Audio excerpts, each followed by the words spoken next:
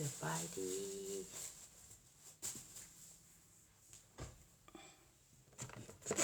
กินเฟออีกแล้วมันนี่เคย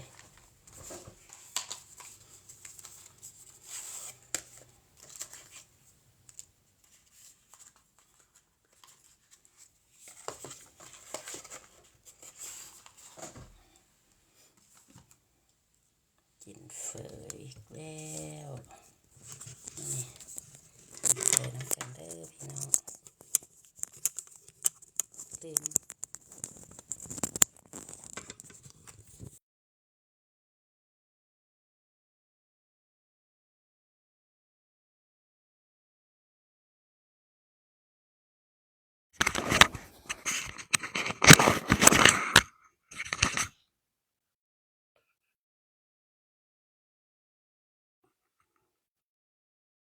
กินเฟอกินเฟอ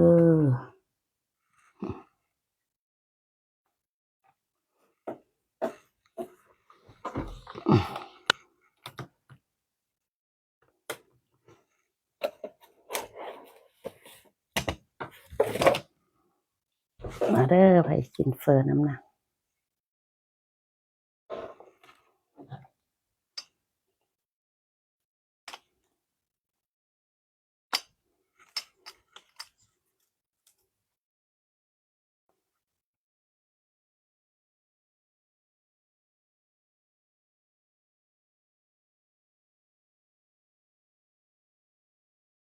เฮ็ดเฟอไว้แล้วก็กินเฟอ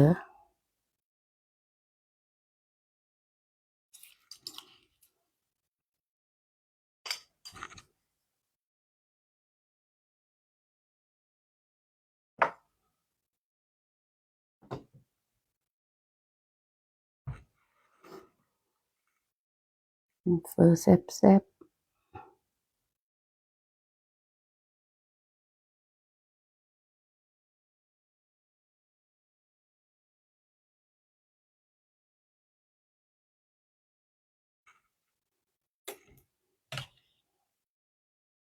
มันนี่ลวกผักใส่น้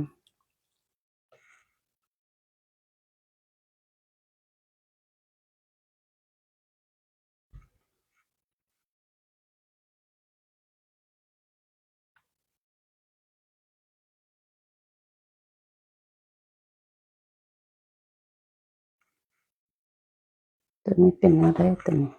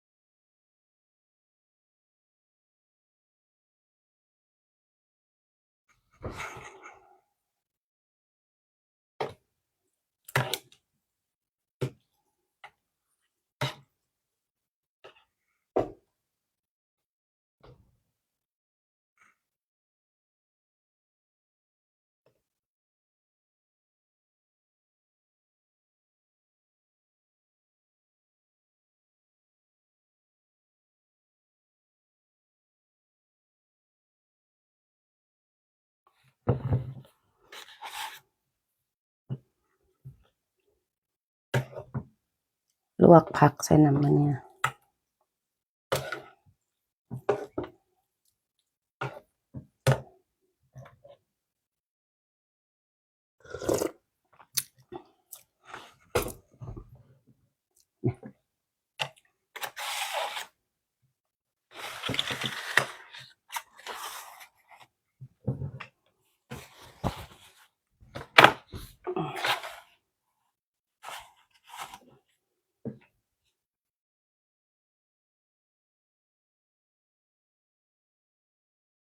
ผักปลูกอยู่หลังบ้านนั่นเอามาลวกใส่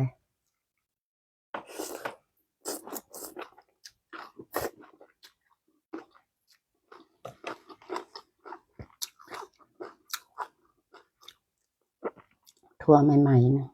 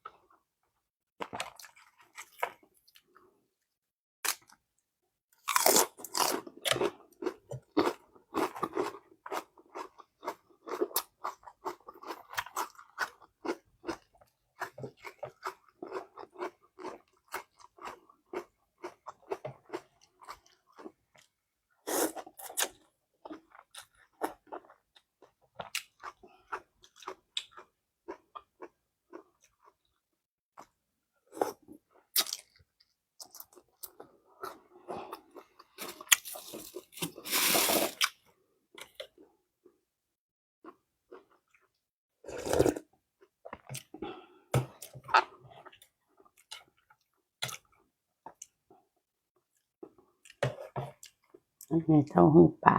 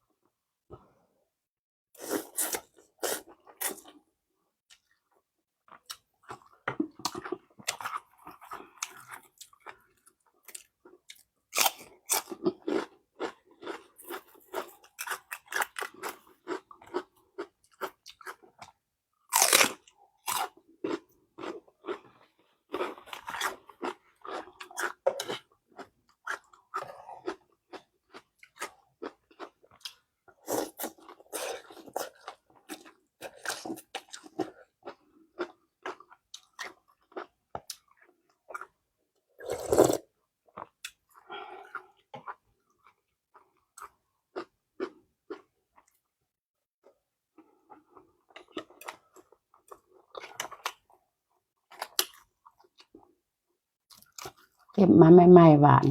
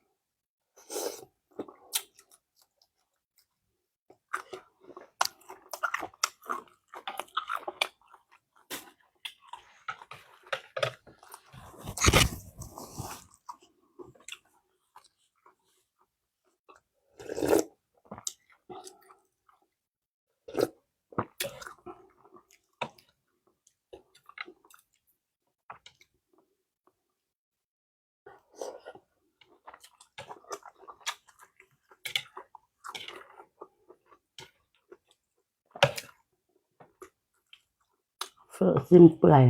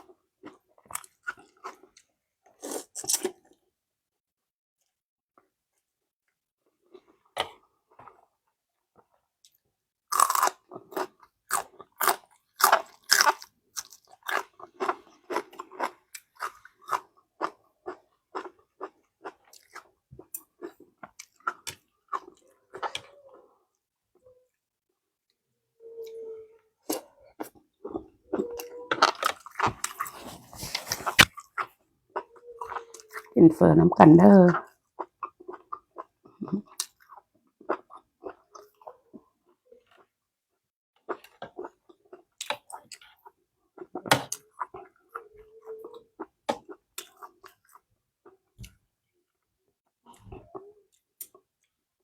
ขอบใจเด้อดอกไม้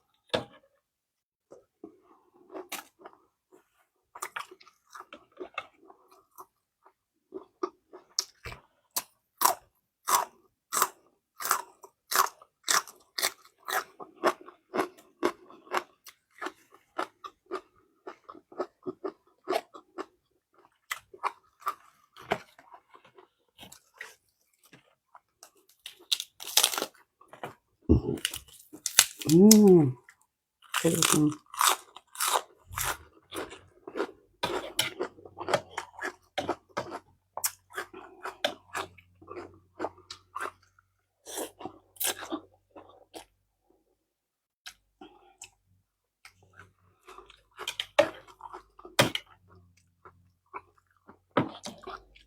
อเส้นเปื่อย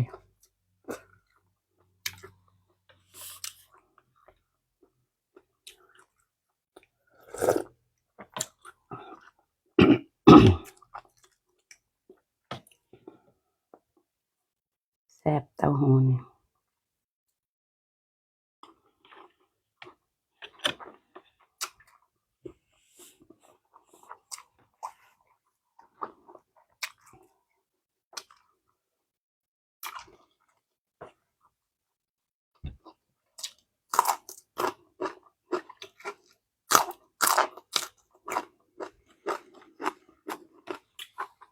อิ่มละกินบ่เบิดซ้ำเหลือน้อยหนึ่งสิ้นเปื่อยกันยัง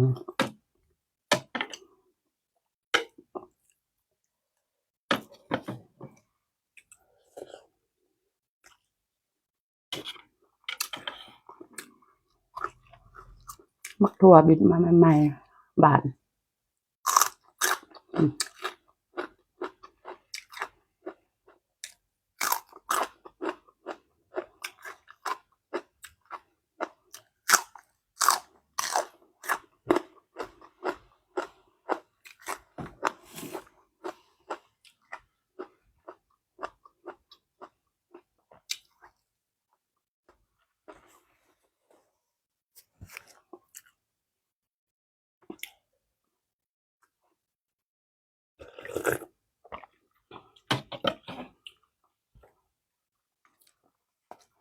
อิ่มละ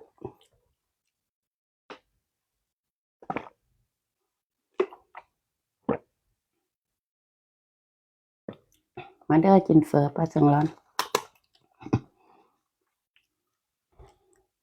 เฟอต้มตั้งแต่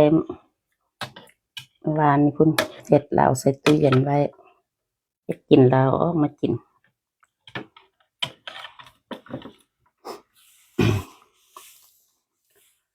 อิ่มละเฮ็ดหลายโพดกินบ่เบิดซัสิ้นเปื่อยก็ใส่หลายโพดขัดท้องละอันนี้นี่ลูกกันซีนนั่นได้นี่นะกุ้งได้เนี่ยหักอิ่มละสบายดีเด้อเบิดทุกคน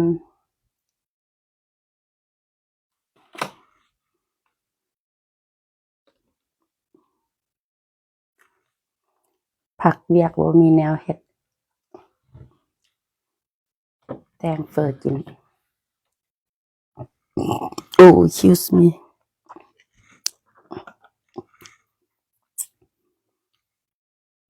พักอีกครั้งละวันจันทร์คุณค่อยได้ไปมื้ออื่นนี้พักอีก2 มื้อพักอีก2 มื้อค่อยได้ไปกันมีแนวเฮ็ดแล้วแต่ไปเลาะ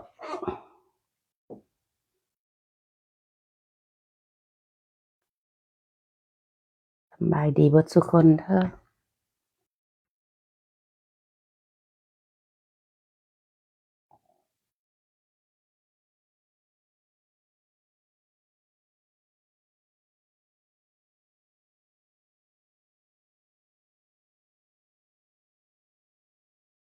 เป็นแนวใดสบายดีอยู่บ่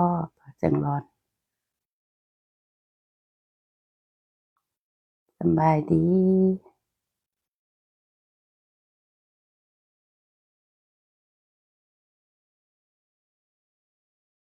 ขอบใจเด้อสำหรับดอกไม้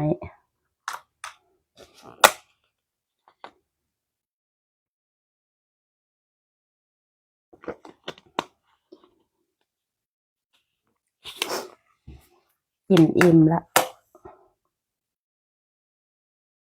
นั่งลมกันลิ้น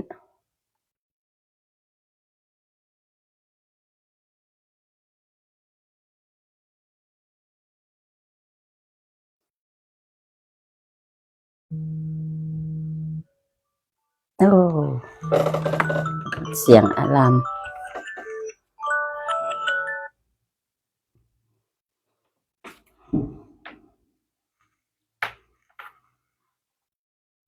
มองทุกไปกัน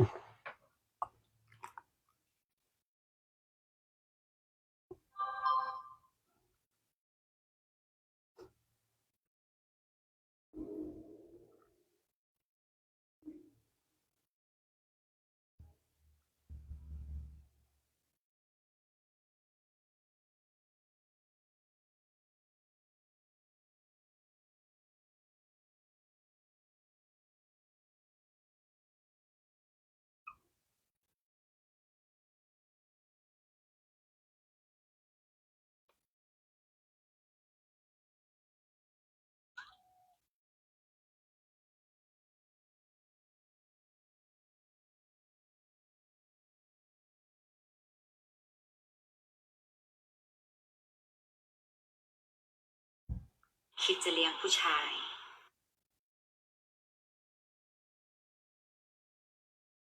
มีแนวเฮ็ด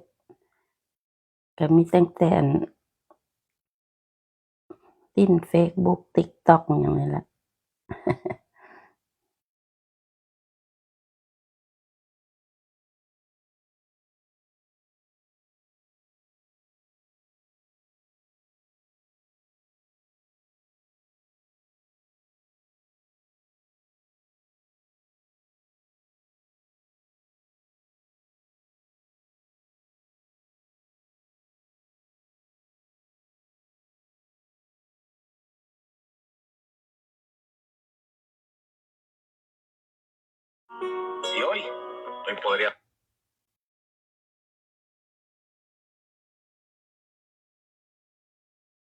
อิ่มละท้องไข่พวกใหญ่ซะ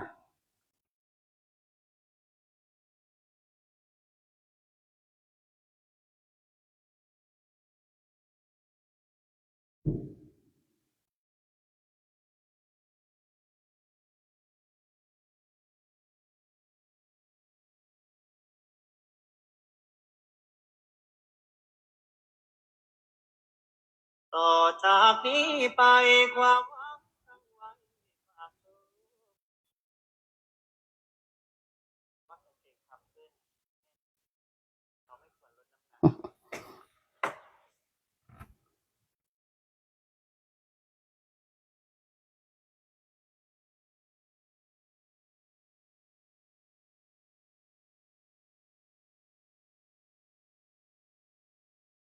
โอเค